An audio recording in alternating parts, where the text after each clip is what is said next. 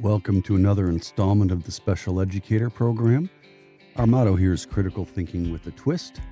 I'm your host, Tom Hankins, instructor, tutor, consultant, and musician. For those of you that are watching, all of our contact information is down at the bottom left of the screen if you are listening only. Website is tsegrp.org. Again, tsegrp.org. Email to myself or any other staff member is host@tsegrp.org.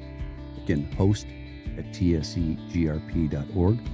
Facebook and X, they are the same at tsegrp. Again, tsegrp. YouTube, slight change at tsedgrp. Again, tsedgrp. And Instagram, it's The Special Educator. Gotta spell it all out, The Special Educator. I'll leave the light music on in the background. It won't be anything that's going to disturb us here. Today's installment is about the studio in which I do my recording. I'm going to go through some of what I did so that you can see how I had to treat the space and get things prepped to do this. It was not fun. So it was a big challenge, I'll tell you. Anyway, let me get over to screen so you can see me here. And for those of you watching, of course, my little animated icons at the bottom for like, follow, subscribe, notify, questions and comments, please. For those of you that are just listening, please, just anything you can do, like, follow, subscribe, whatever you can do. Even a like helps out. So, the environment that I have prepared to do the recordings is temporary. It's not the permanent thing. Trust me. The original plan was to be up on the top floor of our house here and actually have a wonderful open studio area that I could set up any way I want. That didn't work out because our son graduated from college. And he has moved back home, so that is his space, and I have been sent to the basement. I've been put in the corner of the basement. So I had to do a couple of things to make this work. You can see behind me, just so you know, I use just lights that we use for performing on stage, and I've set them just to fade from color to color and set them along the back wall, just so you can have some viewing of what we do here, so you can see the space behind me. But you'll notice that the space is mostly blankets. They are, for all intents and purposes, moving blankets that I've hung up and done multiple layers of interlocking them so we can keep some of the heat in here when it's cold down here. And then, as far as acoustic insulation, they do actually work fairly well. Again, you can't just do one layer. You have couple of layers going on here. It does deaden the sound quite well. It's not like being in a closed room, but it does work. Now, what you don't see is foundation wall. So I'm going to go through what I did step by step. And if you're looking at setting up something, it is possible to do it in the corner of a basement. It's quite possible. I'll have other videos on the equipment I use and things like that. But right now, this is about the space that we operate in here. So I'm going to go to some pictures here. Now this first picture, I apologize. There's actually some flooring. I'd started to put some flooring down, which, by the way, is nothing more than dry tech panels, interlocking panels of basically, it looked like oriented strand board with rubber, part underneath that if there were any moisture, it would keep it from getting up into the room. So it is isolated, and it does provide some level, because it's on a rubber footing, so to speak. It does actually help with sound absorption. Now, on top of all that, this is simply 18-inch by 18-inch square, industrial, commercial type tile. It's ribbed. It's really there just to put something above the wood and kind of help hold it together because of the adhesive. Now, on top of all that, we actually put an area rug. Nothing fancy, just bought it off of Amazon. You'll see the design of that in a little bit. But you notice solid concrete walls. Walls are 8 inch, and we have 2x6 studs here. And of course you have the floor joists up above. So this is essentially where I'm set up in. Let's go to the next thing and give you a little bit better idea of what we were dealing with. Let's go to, let's see. Yes, I want to go to this one.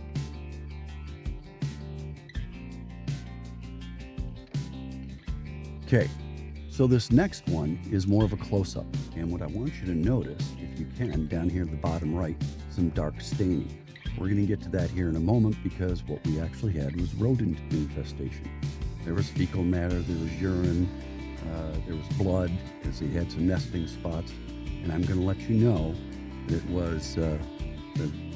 it was a problem. Let's get you a close-up so you can see kind of what's going on here. So this is a close-up of one area, and as you can see, the dark staining, that's from urine and blood, and I'm sure there's all sorts of other little things in there. We tried scraping it, we tried bleaching it, we tried sanding it down. Ultimately, what we came down to, and just so you know, reference, it was also up above here. So basically, there's a lot of problems going on here.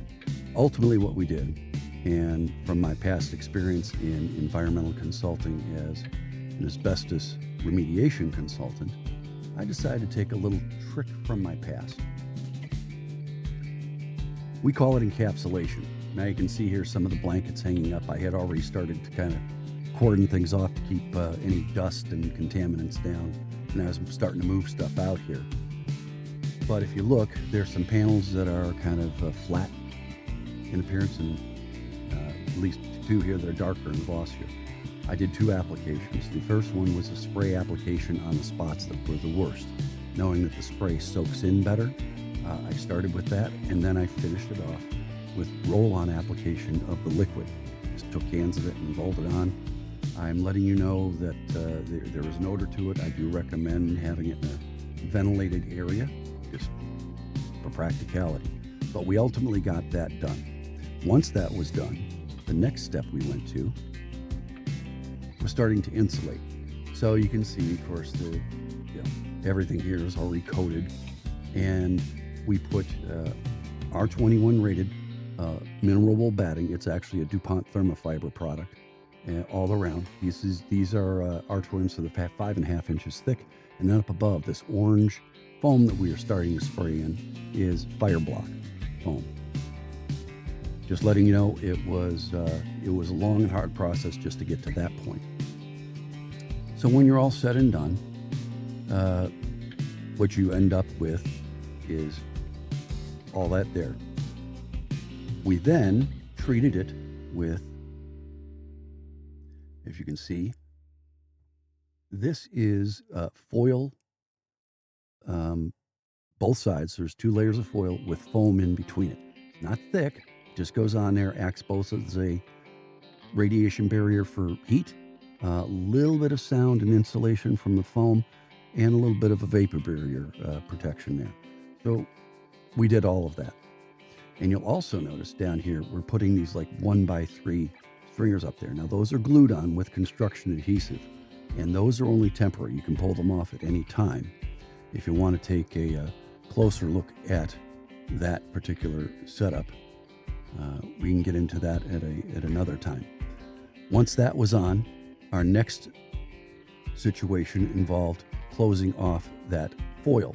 So when you want to go close off the foil, what we did was over here, closed off the foil with some construction plywood. And then once that plywood was done, you can sort of see now how the black floor, I've got the base blockers in the critical corners of the basement. And then these are 2x4 panels of 2-inch thick, what we'll call egg crate foam. You see it, studio foam. And we are applying adhesive there to hold it on. And by the time you get all said and done, you end up with this. I want to back up one thing just so you can see here. This is the ceiling and the walls. Get you one other one to look at here. So when the walls are all done, the ceiling is actually suspended pieces of pegboard, 4x8s. And they're just held up there with big screws.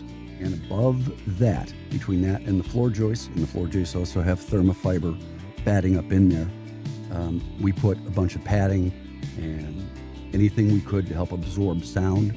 So anything that makes it through little holes gets trapped up in there and gets absorbed. And we'll get to that picture we had previously here.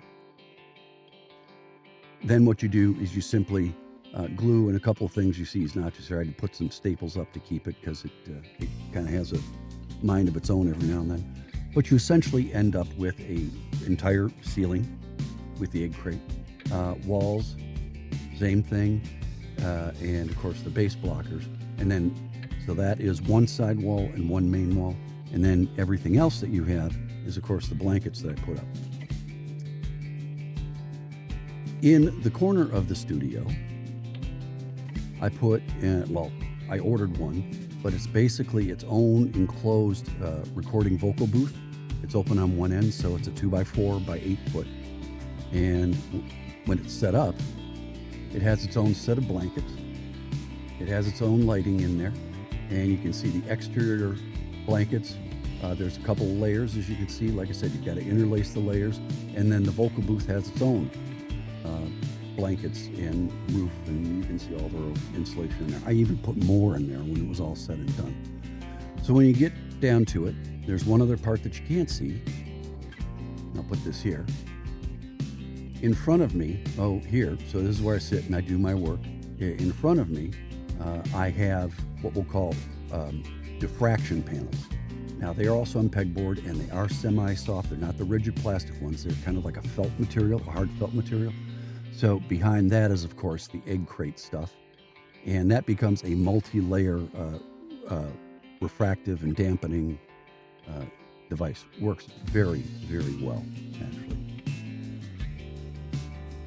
So, getting back to what we have going on, the studio build took quite some time. I do want to say months and months of dealing with it and trying to figure out what to do. And I will say this, it wouldn't surprise me if you go and do your own. Same thing that happened here. You start out with one idea, you take a step back, you take a couple steps forward and one step back. It does not happen smoothly in one line. The way this is set up now is different than the way it was initially intended. A different orientation, different stuff in here. It's just, be willing to change your plans if you're going to build your own room. Anyway, we're at about 14 minutes here, so I don't want to take up too much more of your time. I do want to say this. I will put more videos up that aren't educationally based, but at least they're technical about what I do here in the studio and the equipment I have. Plenty to talk about, and this will be posted on its own section on our website. So, once again, I'm Tom Hankins, instructor, tutor, consultant, and musician. And I'm signing out. You know where to find us, tsegrp.org for the website. Take care all. Bye now.